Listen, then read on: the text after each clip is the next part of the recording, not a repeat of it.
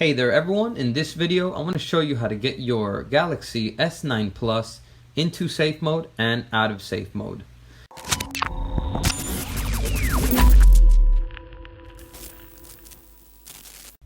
Hello everyone, welcome to Cellular Pros. In this channel we do tech reviews and tutorials, so if you're new to the channel I welcome you to subscribe.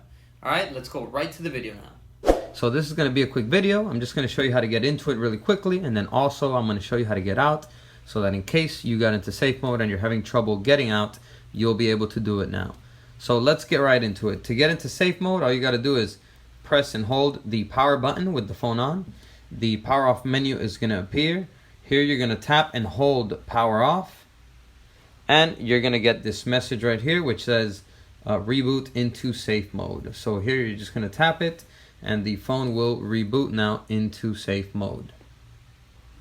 Give it a couple seconds and it will reboot.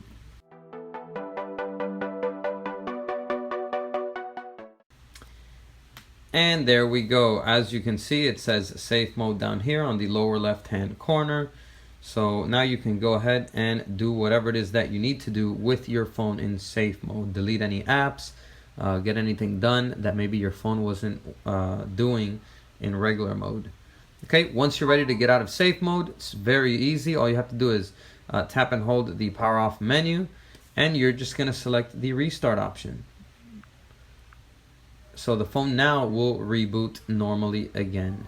If you try and power the phone off without hitting the reset option, it's probably going to keep rebooting into safe mode.